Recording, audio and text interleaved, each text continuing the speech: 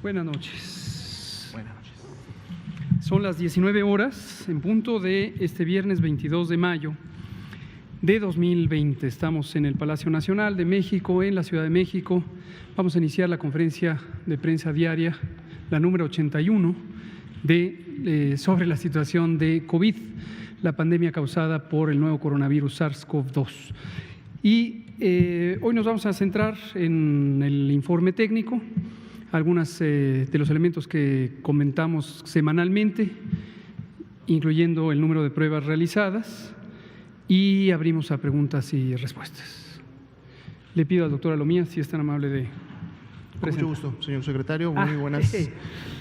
Y también la parte temática, nos acompaña nuestro querido amigo, el maestro Zoé Robledo, director general del Instituto Mexicano del Seguro Social, para comentar sobre una iniciativa que él mismo explicará en unos momentos. Bienvenido, querido Zoé.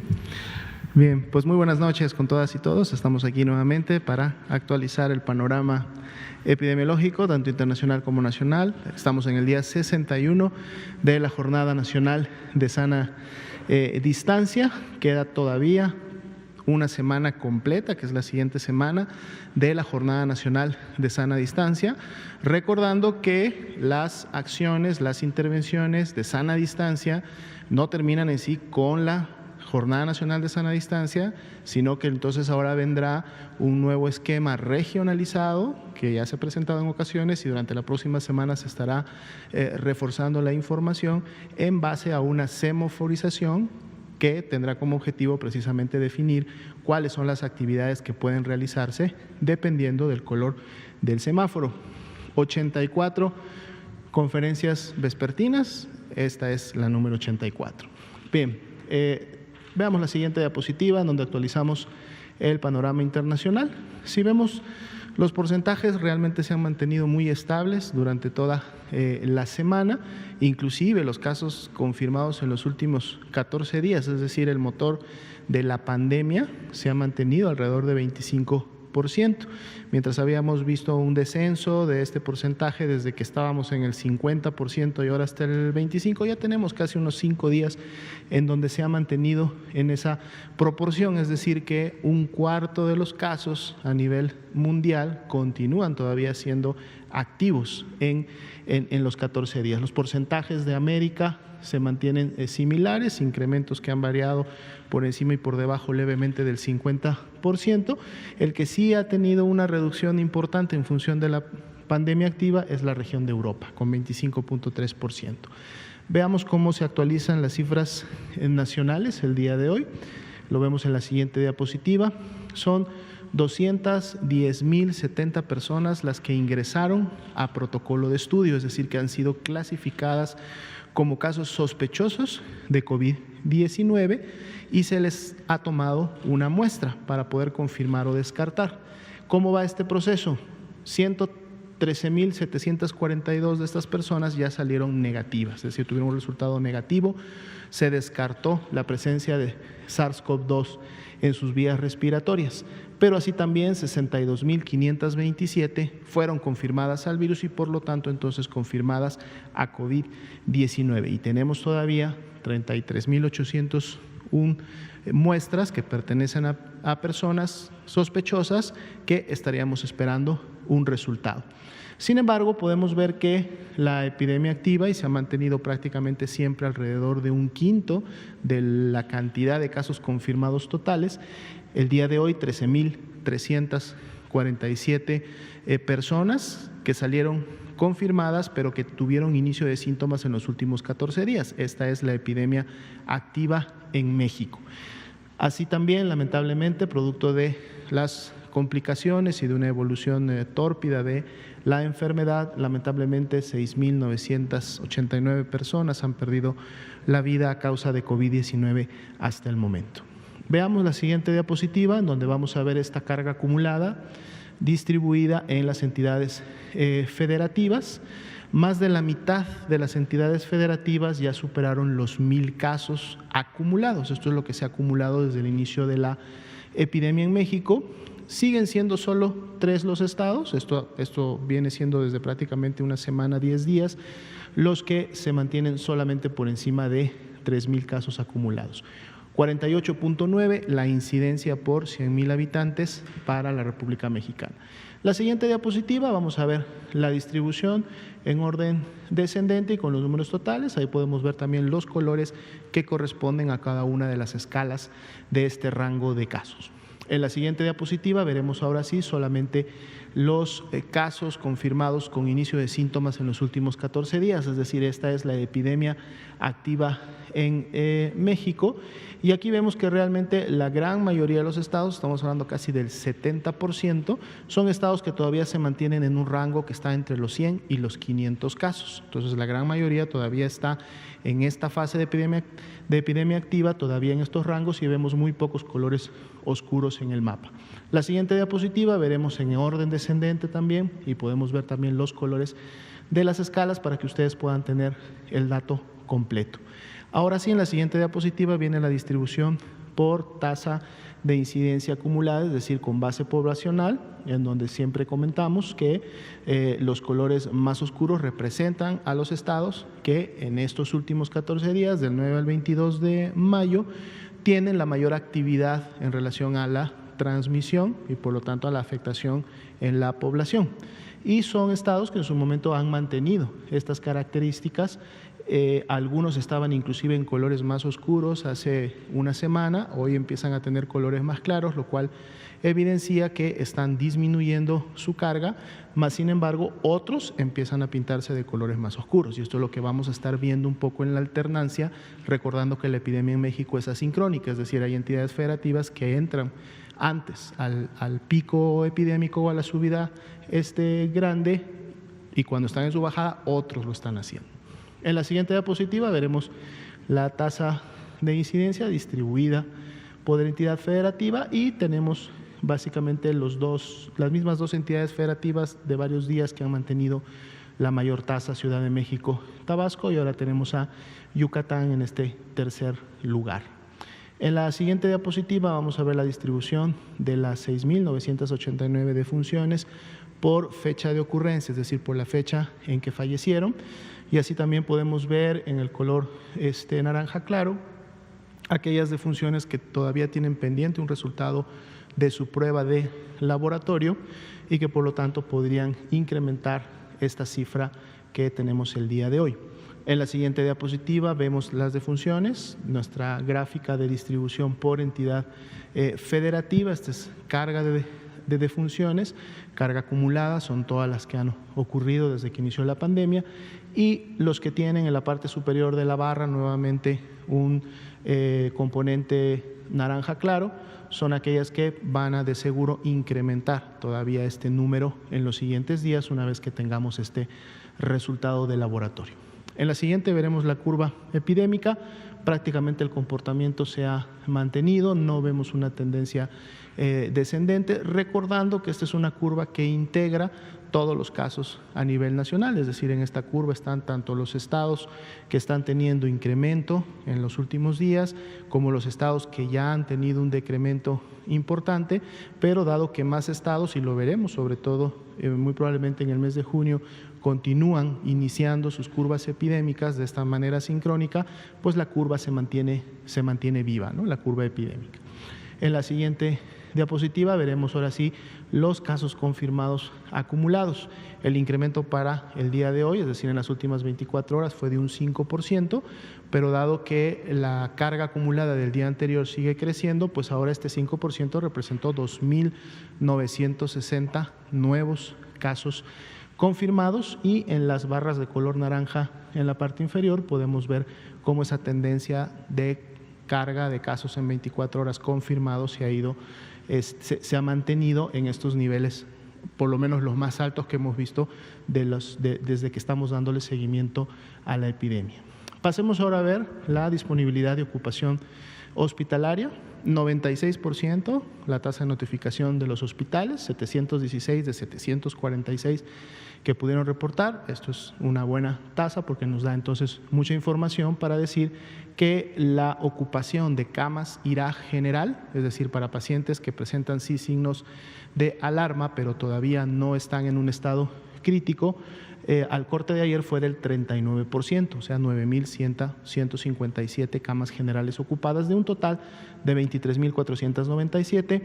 Todavía están disponibles 14.340 camas distribuidas a nivel nacional. Para ver exactamente cómo está esta distribución, veamos la siguiente diapositiva. Y ese 39%, que no varió al día de ayer, se mantiene similar al día de ayer, pues vemos como si son los estados como Ciudad de México, Guerrero, Estado de México, Baja California, Sinaloa, Hidalgo, Veracruz, Puebla y Tabasco, los que tienen 40% o más de ocupación de sus camas generales.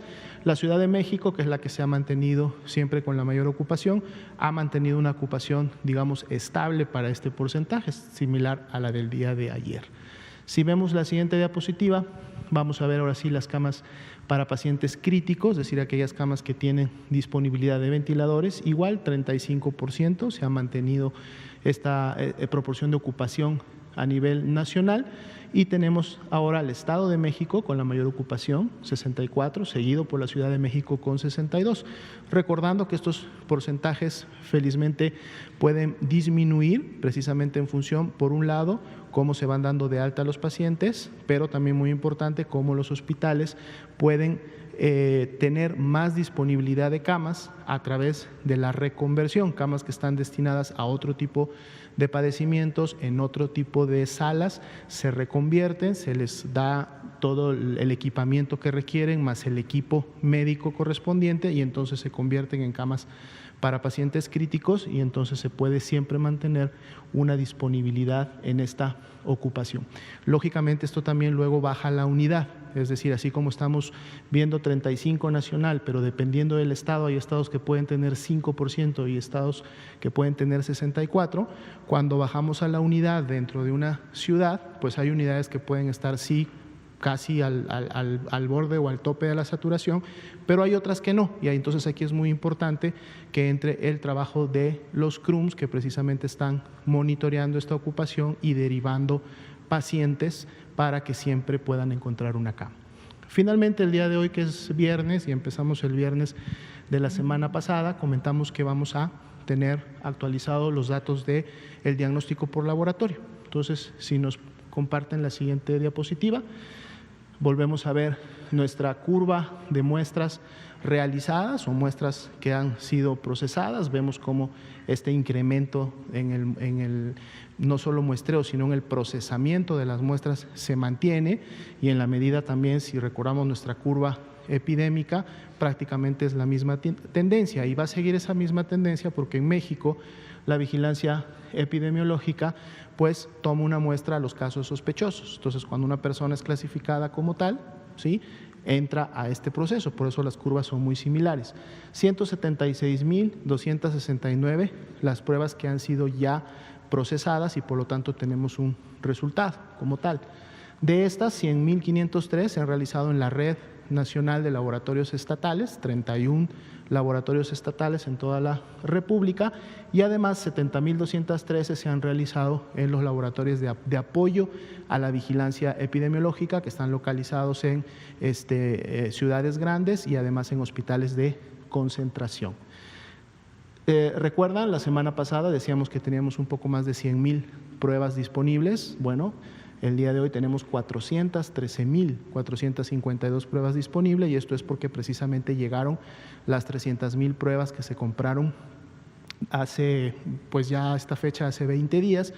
Entonces, todo este total de pruebas está ahora disponible para que pueda ser precisamente utilizada en toda la red de laboratorios y en toda la red de labs. La coordinación es directa con el INDRE, en donde cada laboratorio estatal mantiene una comunicación permanente, y en la medida que va disminuyendo su stock de pruebas, solicita más, y el INDRE, dependiendo de la cantidad procesada, del porcentaje de positividad, de cómo van los casos sospechosos, envía paquetes de 400, 600 o 1,000 pruebas para que los laboratorios siempre tengan insumos y estén trabajando. Si vemos la siguiente diapositiva, vamos a ver cómo se ha comportado el porcentaje de positividad precisamente de estos resultados que se han obtenido. En las barras de color claro son la cantidad de pruebas que resultaron positivas, lo cual también vemos que en la medida que avanzan las semanas epidemiológicas hemos tenido más casos positivos, llevando, por ejemplo, en la semana 19 a prácticamente 13,000 resultados. Sin embargo, interesante ver que en la línea verde lo que vemos es precisamente el porcentaje de positividad.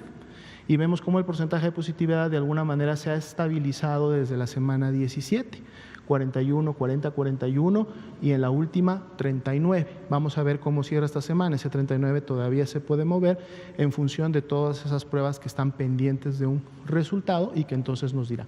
Pero un 40-41 nos quiere decir que de cada 10 personas que están desarrollando signos y síntomas respiratorios, 4 son COVID.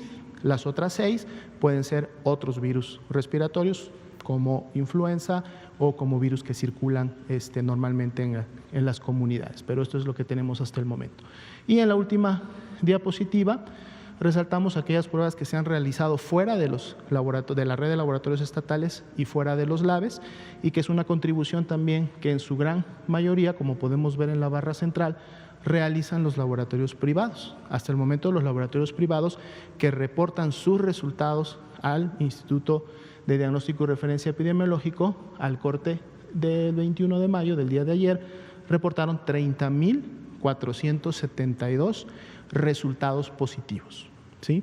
Es importante que, lo explicamos la semana pasada, pero lo volvemos a recalcar, hablamos de resultados positivos y no hablamos de casos o de personas confirmadas con la enfermedad, por lo tanto no podemos tomar este dato y directamente sumarlo al dato que damos día con día. ¿Por qué? Porque estos son resultados positivos. ¿Sí? No sabemos en este momento si esas personas tenían o no tenían síntomas. Si no tenían síntomas, la clasificación es de portadora, no de caso. Caso es la persona que expresa sintomatología y por lo tanto enferma, es decir, tiene COVID-19. Recordemos que el virus es SARS-CoV-2 y su identificación es saber que SARS-CoV-2 está colonizando la vía respiratoria. Pero si la persona no desarrolla enfermedad, no tiene COVID-19, porque COVID-19 es la enfermedad que produce el virus SARS-CoV-2.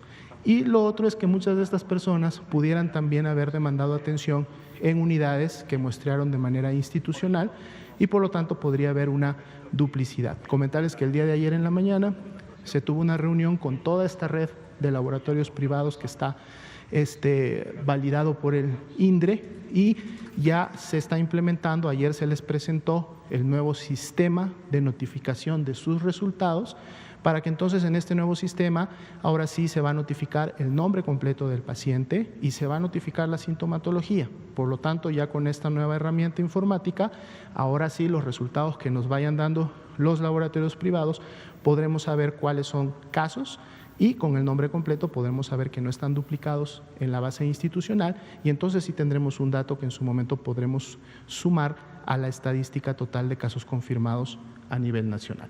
Sería todo, señor secretario. Muchas gracias, doctor Alomía. Le pido amablemente al maestro Zoe Robledo si nos presenta este importante tema que hoy queremos compartir con todas y todos ustedes. Claro que sí, doctor López-Gatell. Muy buenas tardes a todas, a todos. Déjenme contarles, todos los días a las 6 de la mañana en el gabinete de seguridad habitual que sostiene el presidente López Obrador con el equipo de seguridad. Ya desde hace varias semanas estamos integrados en dicho gabinete, el gabinete de salud, el doctor Jorge Alcocer, el doctor López-Gatell, su servidor, el director del ISSSTE, el director del INSABI. Pero adicionalmente a eso hay reuniones 3 veces por semana en la noche, donde vamos viendo la evolución no solamente de la epidemia, sino también las acciones que se están llevando a cabo en todo el país, incidencias y demás. Es un seguimiento muy puntual que ha llevado el presidente López Obrador. Les cuento todo esto porque el día de ayer, reunidos aquí en Palacio Nacional, surgió esta instrucción del presidente que había que hacer este reconocimiento a los médicos, médicas, enfermeras, enfermeros, todos aquellos que han formado parte de los equipos COVID. Es decir, son los especialistas, líderes de los equipos, los médicos de apoyo, que son de otras especialidades o son médicos generales, familiares y no familiares, como les decimos en el IMSS, enfermeras especialistas, enfermeras auxiliares, enfermeras generales, que también están en estos equipos de apoyo. ¿Por qué ellos?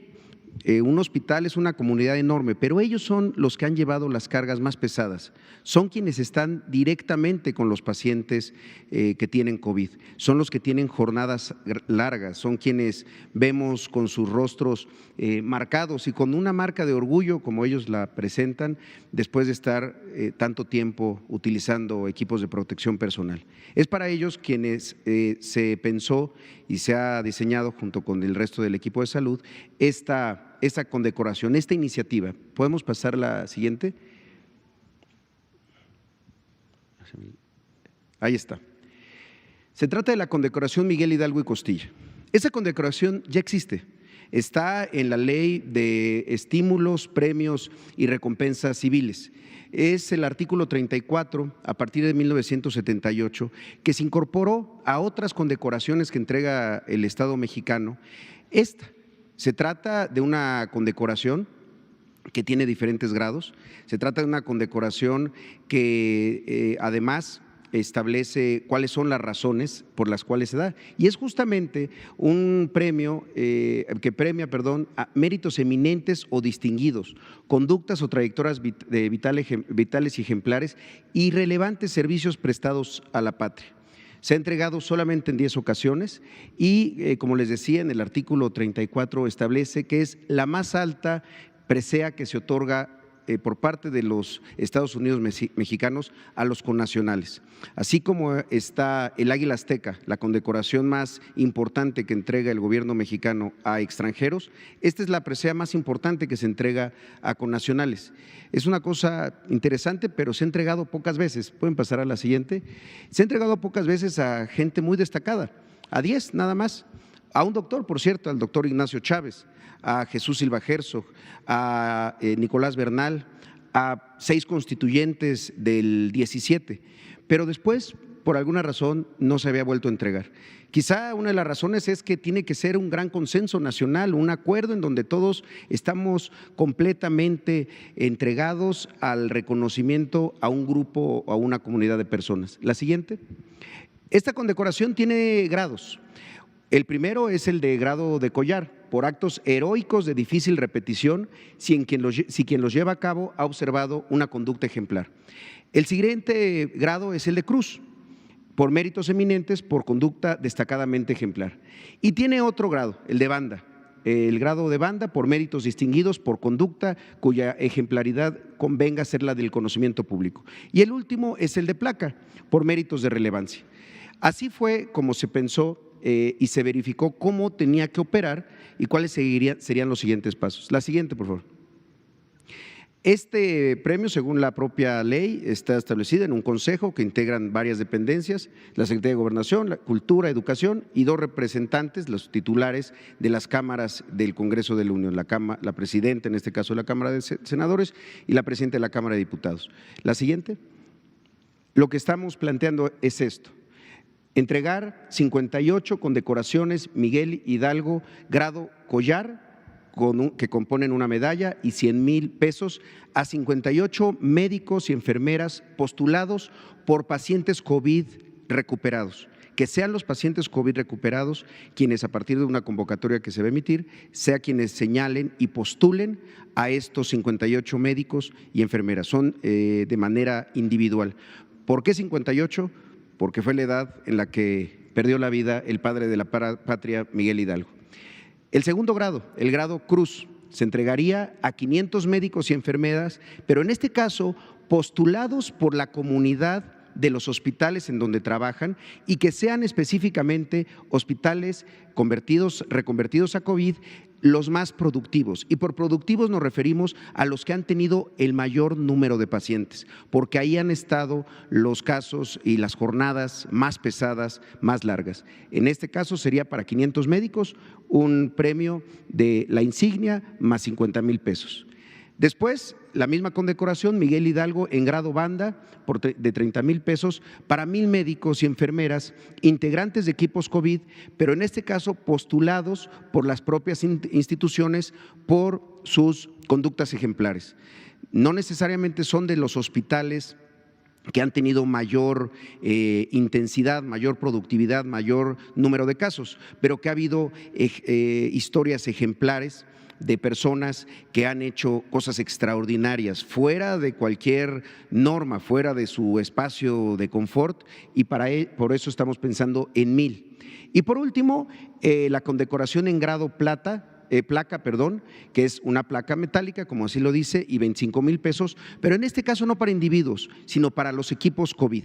Un equipo COVID en general está compuesto por alrededor de 16 personas, un médico especialista, líder, 3 médicos de apoyo que pueden ser generales, de otras especialidades, médicos familiares también, y el personal de enfermería, enfermeras especialistas, enfermeras generales y auxiliares. Es un equipo, digo, de aproximadamente 16, estoy hablando de la conformación de un equipo COVID tradicional del Seguro Social. Hay instituciones que tienen un poco más o un poco menos de personal, pero están en alrededor de ese número. Y en este caso es para el equipo y por eso estamos pensando en 7,500 equipos COVID de hospitales que hayan sido reconvertidos.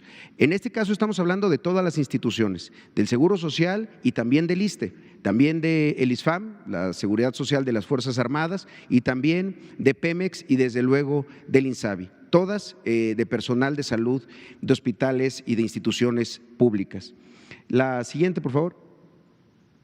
Creo que esa es la última. Quisiera comentarles cuáles son los siguientes pasos. El Gabinete de Salud, encabezado por el doctor Jorge Alcocer, haremos la solicitud a este consejo. Lo haremos a través de la Secretaría de Gobernación en su calidad de presidente de este consejo para que entregue esta condecoración.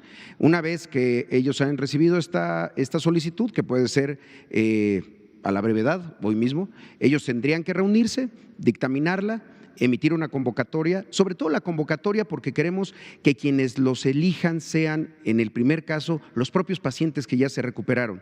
¿Quién mejor que ellos para decirnos que alguien hizo algo por ellos de manera ejemplar?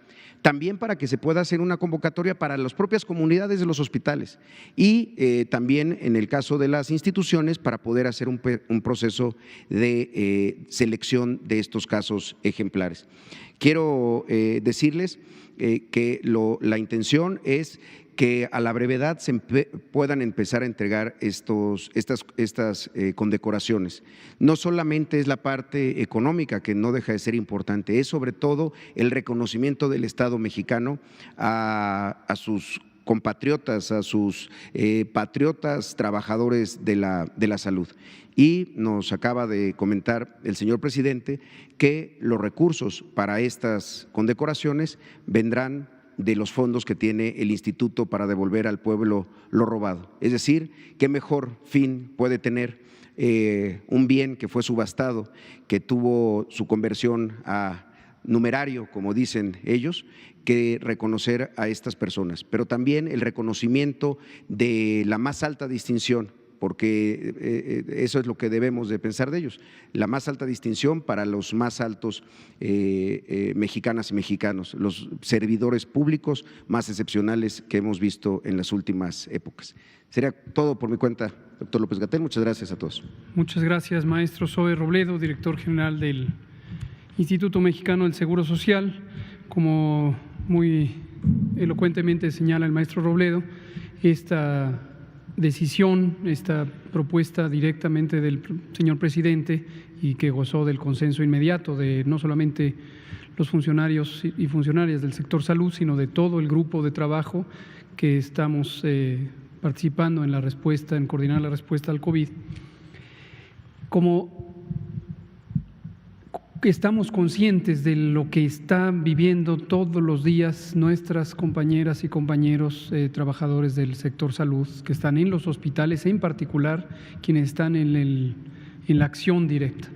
Para nosotros, en el nivel administrativo central, pues tenemos nuestras particularidades en el campo de trabajo, pero en todo momento estamos conscientes de lo que implica la confrontación con una realidad muy compleja, muy difícil, muy estresante, como lo hemos señalado repetidamente aquí.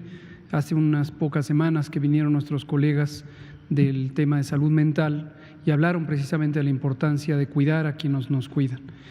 Y este reconocimiento, en su momento, sabemos que cualquier forma o expresión de reconocimiento pudiera tener sus límites, pero nos parece fundamental y le parece fundamental al presidente, y coincidimos absolutamente con él, que toda la sociedad debe tener claro a estas personas heroicas que nos han cuidado y nos siguen cuidando todo este momento. Entonces, por eso es este reconocimiento. Y conforme esto vaya transcurriendo, pues se irán dando detalles. Y quiero destacar también la importancia de que el maestro Zoé Robledo sea quien fue designado a propuesta del secretario de Salud, por supuesto con el respaldo del presidente y con el consenso de todos nosotros, como quien fuera la persona encomendada de coordinar esto y hacer una propuesta estructurada, que la tuvo de manera inmediata y efectivamente la presentó esta mañana en el Gabinete de Seguridad. Le agradezco también de manera directa. Gracias, maestro. Pues vamos a pasar entonces a la sección de preguntas y respuestas. Vamos a empezar con Carlos, con Bianca, con usted por acá, y nos vamos, Dulce Soto, y aquí nos vamos. Adelante. ¿Qué tal? Buenas noches para todos. Primera pregunta para el maestro Zoé, si nos puede dar detalles. Ya mencionaba de este reconocimiento merecidísimo para los profesionales de la salud. ¿Cómo se va a entregar de forma, a partir del día de mañana, se va a entregar en una ceremonia global aquí con el presidente de la República, aquí en Palacio Nacional? ¿Cómo va a ser la entrega de este reconocimiento? Gracias. Sí, muchas gracias, Carlos.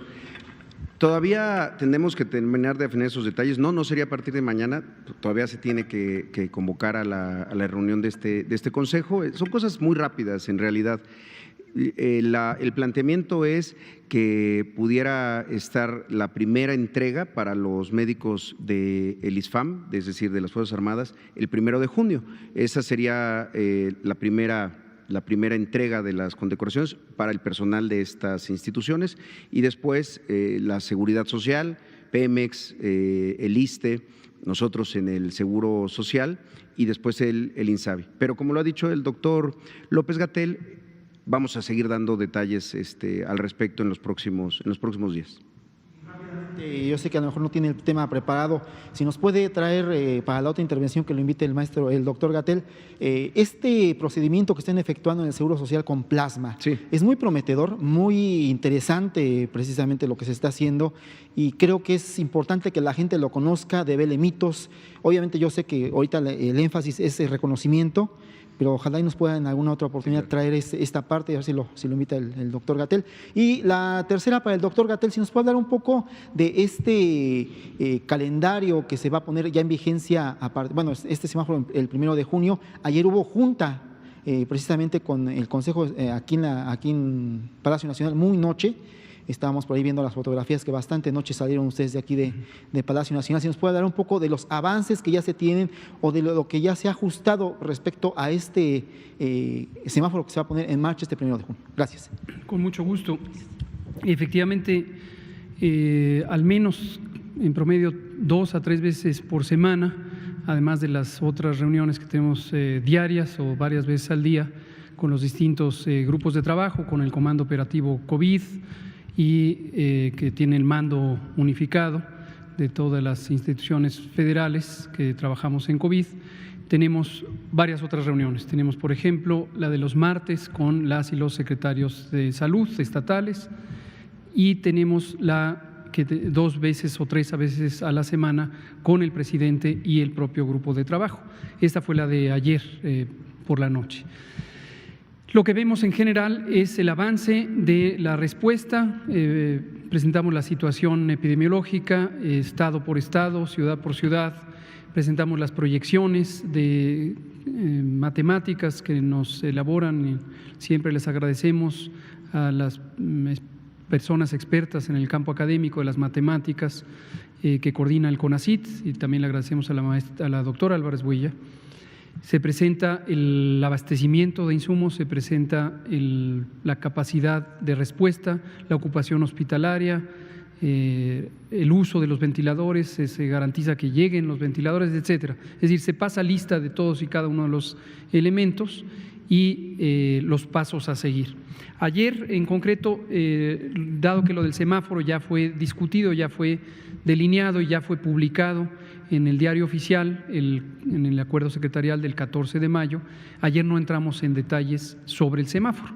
Sin embargo, la pregunta es muy oportuna, además de importante, porque hoy a las 12 del día lo que sí tuvimos fue una videoconferencia con los 7 o 6 gobernadores de la megalópolis y la jefa de gobierno, que también la Ciudad de México es parte de la megalópolis.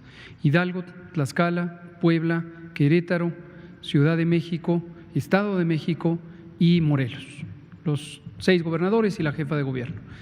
Y conversamos sobre el semáforo. Entonces presentamos los pormenores de la iniciativa de nueva normalidad, de acuerdo a lo que está publicado en el diario oficial, y los detalles sobre cuáles son los criterios que se usarán para el semáforo.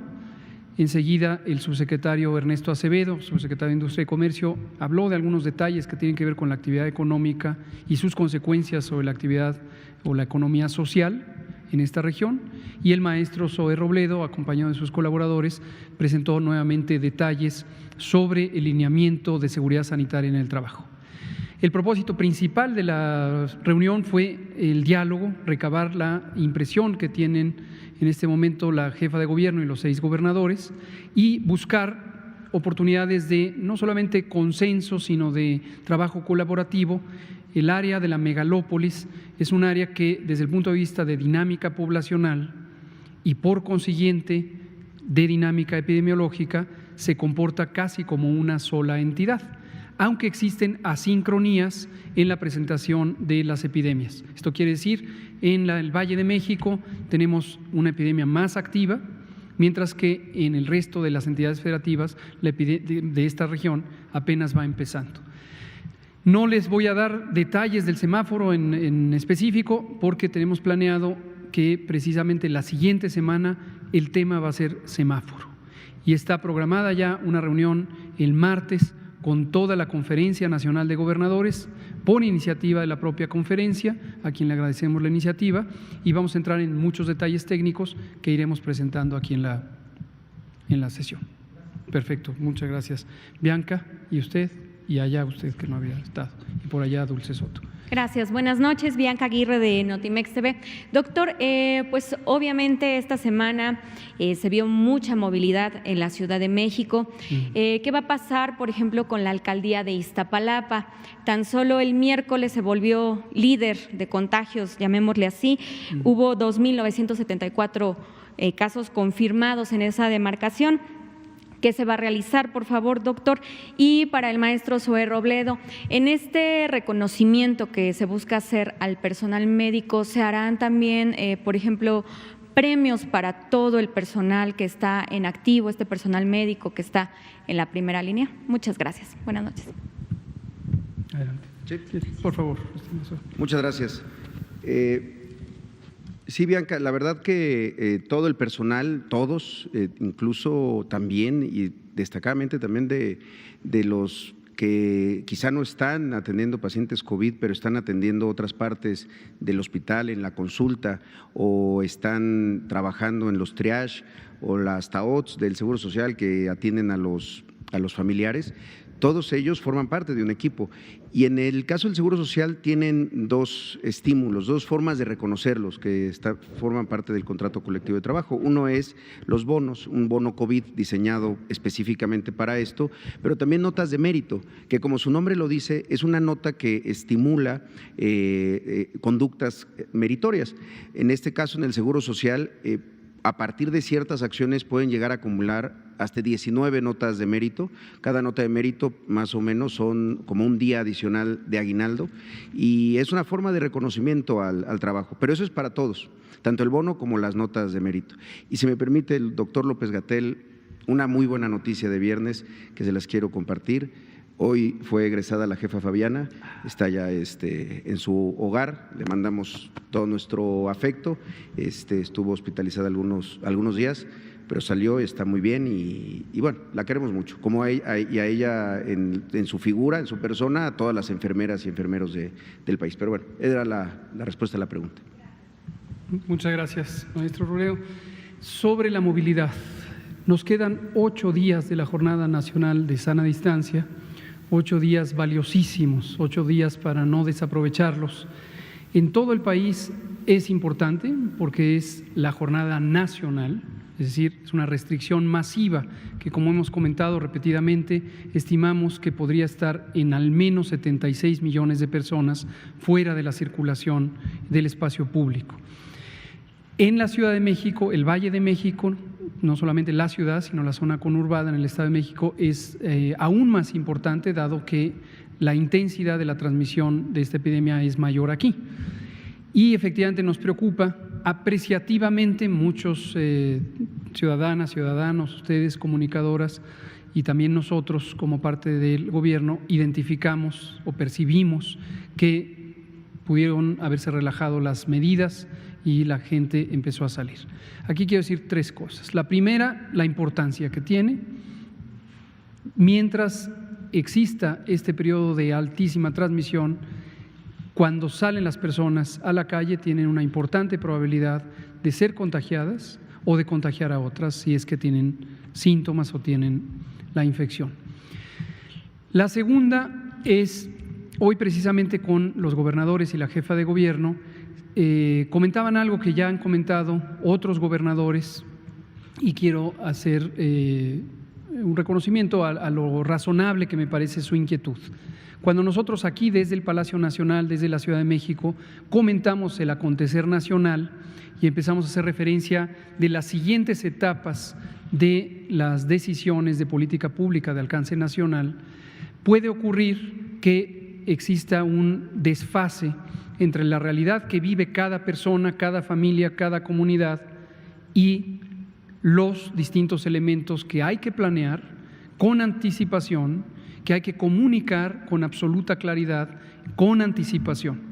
Y ha venido un señalamiento que hoy se comentaba en la reunión con los gobernadores de la megalópolis sobre lo que puede esto complicar a veces la comunicación social en el nivel local. Porque, pongo un ejemplo, alguno de los estados pudiera estar con una epidemia apenas en una cuarta parte del inicio de la curva epidémica y nosotros ya estamos hablando de los elementos del tránsito a la nueva normalidad.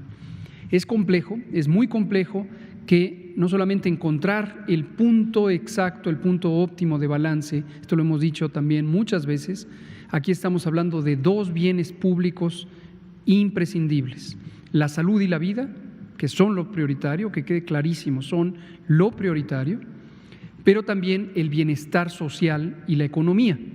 Y hemos dicho en todo momento que se trata de hacer un balance. Nadie debe confundirse cuando hablamos de economía, que nos interesa la economía por encima de la salud y la vida. Quien pretenda tener esa idea, le invitamos respetuosamente a revisar la información que damos todos los días aquí. Es un balance. ¿Y por qué es un balance? ¿Y por qué esto no es menor? Porque existen enormes cantidades de personas, la mitad del país, que viven al día, porque vivimos en un país extraordinariamente desigual en términos socioeconómicos. Entonces, estas condiciones de restricción llevan a que las personas que viven al día también tienen sufrimiento, y el sufrimiento, la restricción de movilidad, lleva directamente a que las personas que viven al día no tengan su sustento diario, no tengan con qué alimentarse. Y llevado al extremo, eso también afecta la salud y puede afectar la vida.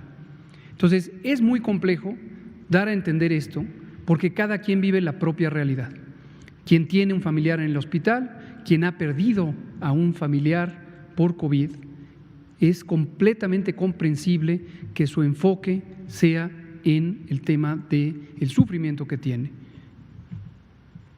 Y existe una, desde luego, completa simpatía, empatía por el sufrimiento humano en este caso. Quien no ha tenido enfermedad en la familia y quien vive al día y no tiene el sustento diario, sufre una angustia extrema de ver a sí mismo, a sus familiares, a sus hijos e hijas no tener el sustento diario. Y también merece empatía y merece respeto y merece simpatía. Entonces, es muy complejo, pero hay que entender en todo momento que las dos cosas se tienen que cuidar y que en México y en el mundo entero es muy difícil encontrar el punto exacto de balance.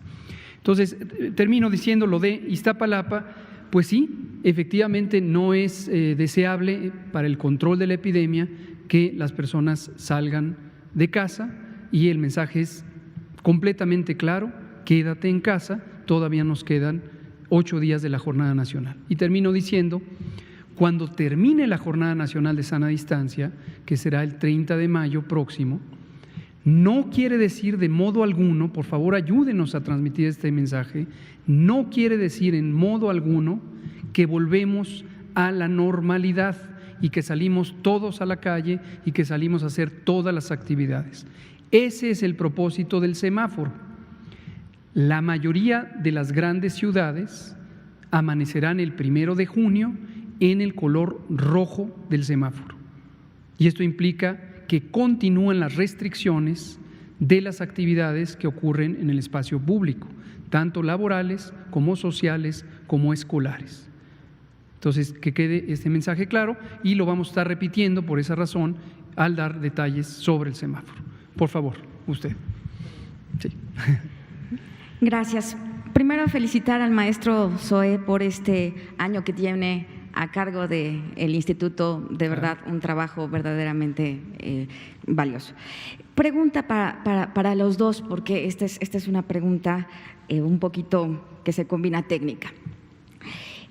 Ver si es posible que pudiera haber una reconsideración de que no se considere enfermedad de trabajo el COVID-19, de acuerdo a los lineamientos que emitió el Seguro Social, no para las personas o los trabajadores que están en la primera línea de batalla, ¿no?, sino para los que tienen un riesgo medio y un riesgo bajo, refiriéndonos básicamente pues a los empleados de las peluquerías, de las carnicerías, de las tiendas, todo micro y pequeño empresario, justamente porque estamos hablando de que no hay, es una enfermedad que no tiene vacuna, es una enfermedad que no está en manos del patrón poder decir no voy a implementar o voy a hacer algo para poderlo evitar. Estamos en una etapa de pandemia y el maestro Zoe Robledo lo sabe, que esto incrementaría la prima de riesgo de trabajo para los patrones del próximo ejercicio, ¿no?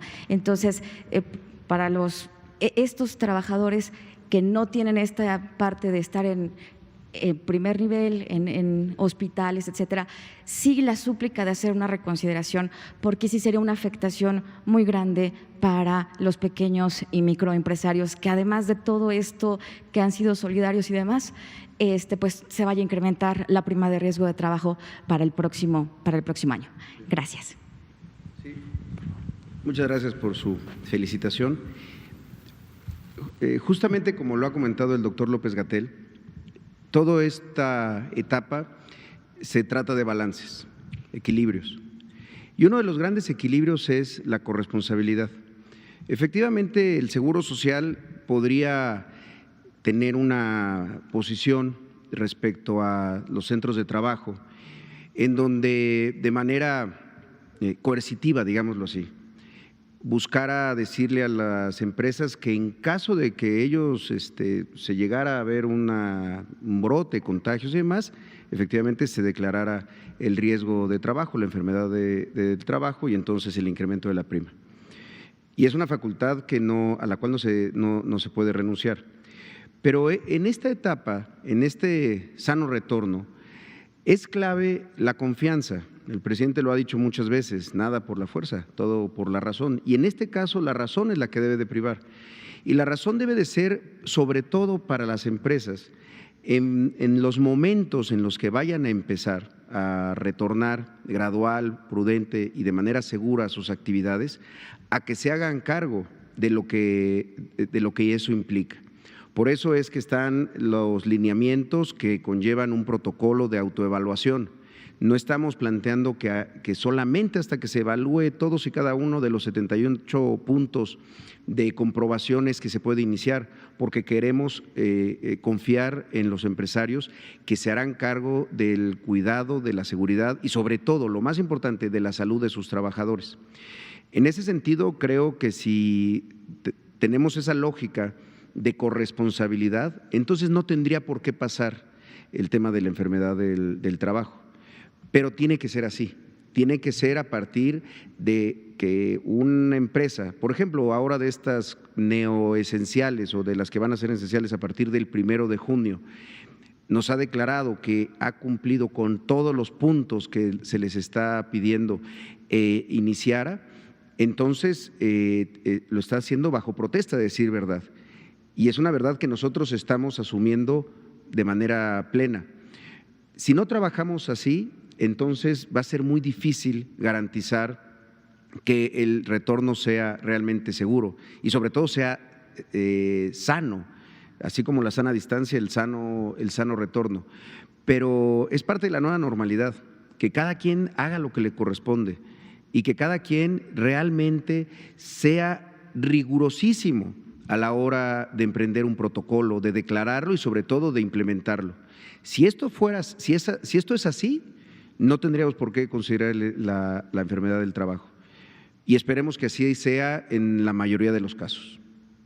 Gracias.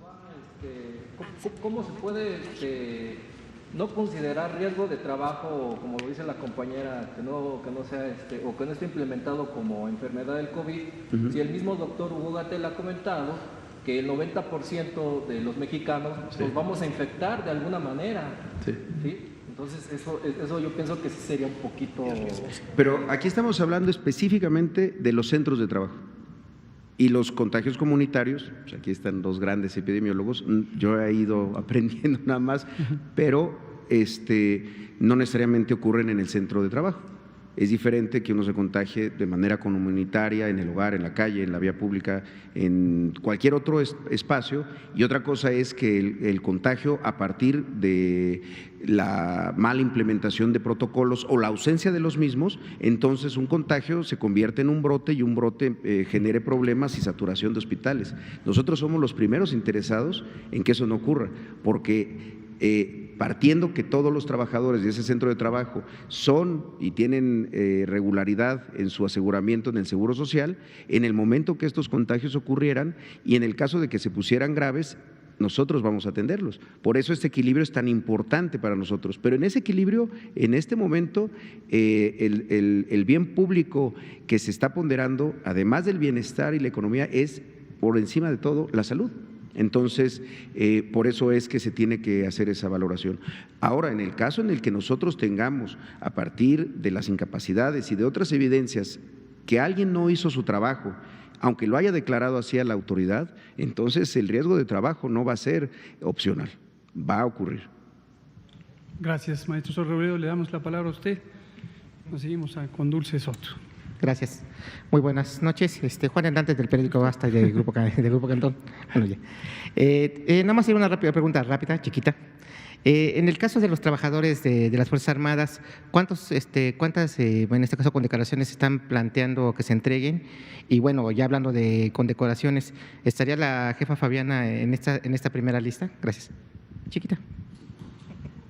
La distribución es a partir de cómo se generan las convocatorias y demás. Son condecoraciones para todas las instituciones, porque cada institución pues se tiene un número específico de equipos COVID, de personal y demás.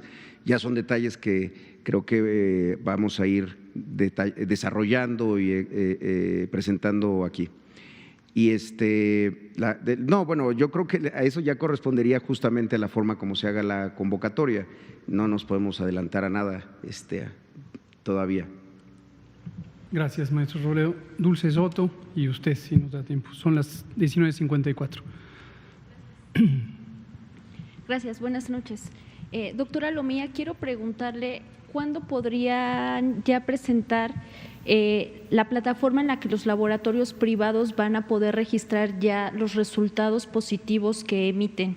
Si, no sé, el próximo viernes quizá ya podríamos tener esos resultados, o cuándo estiman que ya se puedan sumar a la estadística de los casos, por favor. Es posible que el próximo viernes podamos estar dando ya un primer corte de esta plataforma. El día de ayer, la plataforma ya está lista, precisamente la reunión del día de ayer fue para hacerlas del conocimiento de toda la red de laboratorios, porque hay dos modalidades. Los laboratorios grandes, que además tienen cadenas nacionales, están en capacidades de poder alimentar la plataforma a través de un web service, es decir, su sistema informático que utilizan en lo particular simple y llanamente enviará los datos que nosotros les estamos solicitando para poder tener la información. Eso es bueno porque será automatizado y será cortes diarios. Los laboratorios más pequeños que no tienen esta capacidad utilizarán sí una interfase en una página web a través del cual notificarán los datos, las variables que les hemos pedido para tener esta información. Ya el día de ayer, después de la reunión, en el transcurso de la tarde, ya muchos estuvieron enviando la información, solicitando sus nombres de usuarios, sus passwords, y la Dirección General de Tecnologías de la Información. Agradecemos como siempre al ingeniero César Vélez por su participación activa en el desarrollo de estos sistemas. Estará entrando ya en estos siguientes días en contacto con estos grandes laboratorios para empezar a hacer el anclaje de estos web services que empiecen rápidamente a transferir la información. Por lo tanto, en ese sentido, es bastante probable que la próxima semana pudiéramos tener ya un avance de este corte. Según los resultados, para comprobar si no hay duplicado, por lo que comentaba de que algunas de esas personas pudieron estar registradas al solicitar atención médica, cuando comprueben esto, estos resultados positivos se van a sumar a la estadística oficial, o sea, tendríamos más casos confirmados.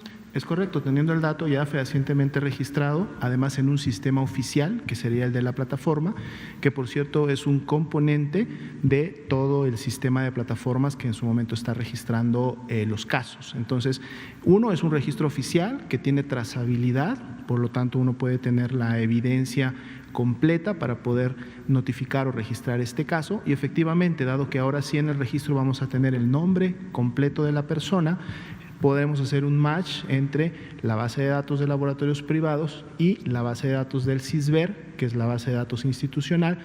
Podemos identificar los duplicados para solamente quedarnos con los casos nuevos, además de que vamos a tener ahora la variable de sintomático, es decir, si la persona cuando llegó a solicitar la prueba lo hizo, uno, por voluntad propia, es una variable nueva que viene, o lo hizo por una indicación médica, es decir, se acercó al laboratorio privado con una indicación de un médico que le dijo, hazte la prueba. Pero además la plataforma registrará si la persona era una persona que tenía síntomas respiratorios o si no los tenía, a lo mejor solamente deseaba conocer si se había contagiado. Gracias. Y doctor Gatell, ante el interés público que se sigue generando por conocer cómo se están haciendo las estimaciones para proyectar el comportamiento de la epidemia, quiero preguntarle si podría explicar aquí con mayor detalle cómo funciona el modelo matemático elaborado por CONACYT, justamente para realizar estas estimaciones, por favor, y cuándo lo podría presentar. Cómo no, con mucho gusto. De hecho, lo hemos platicado con las colegas matemáticas y matemáticos. Tenemos varios grupos que han trabajado, a veces juntos, a veces de manera independiente, deliberadamente independiente, y nos va a dar mucho gusto poder explicar esto. Estamos viendo si incluso pudieran acompañarnos o quisieran acompañarnos algunos de ellos, o no, pero yo creo que en el curso de la siguiente semana lo vamos a poder presentar, sin problema. A veces, por favor. Si me permiten que les comparta un video que les mandamos a Jesús de un momento muy emotivo que ocurrió hace unos minutos. Perdónenme los compañeros. Por favor. Ustedes mañana le preguntan. ¿Sí? Les damos la bienvenida al aeropuerto de Monterrey, calorcito 34 grados centígrados. Estamos llegando antes de nuestra hora propuesta de itinerario, esperamos que les sea muy útil el tiempo. Por ahí nos nos informaron, nos dijo un pajarito que vienen un grupo de enfermeros, que vinieron a apoyar a la Ciudad de México. Les agradecemos personalmente y a nombre de Volaris les agradecemos pues, que estén apoyando en esta muy noble labor. Yo, en lo personal, les quiero agradecer muchísimo que estén colaborando por el bienestar de todos y cada uno de los mexicanos. Y pues quisiera pedirle al resto de nuestros clientes, si es que sienten simpatía por esta situación de los médicos que están apoyando a otras personas, pues que les regalen un caluroso aplauso. Yo desde aquí, desde la Academia de Pilotos, de verdad, les mando un muy fuerte abrazo y más sincero, de verdad, se los digo y se los reitero, mi más sincero reconocimiento. Los admiro en lo personal. Gracias, que tengan una excelente tarde, pasen un muy bonito día y hasta luego.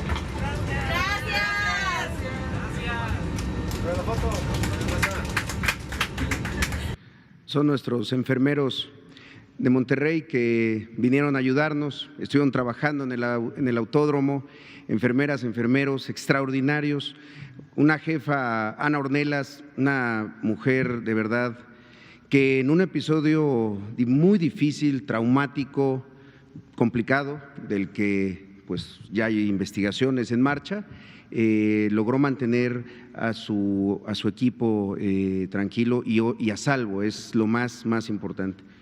Hoy vuelven a Monterrey y yo les quiero compartir, en la mañana su gran preocupación era decir, no cumplimos con nuestra tarea. Yo les dije, la cumplieron y de sobra, porque esto no puede volver a ocurrir y sobre todo porque el ánimo de haber venido a ayudar a la ciudad es la mejor muestra de solidaridad que tienen de manera muy ejemplar, heroica, los médicos, las médicas, los enfermeros y las enfermeras. Por eso se los quisimos compartir.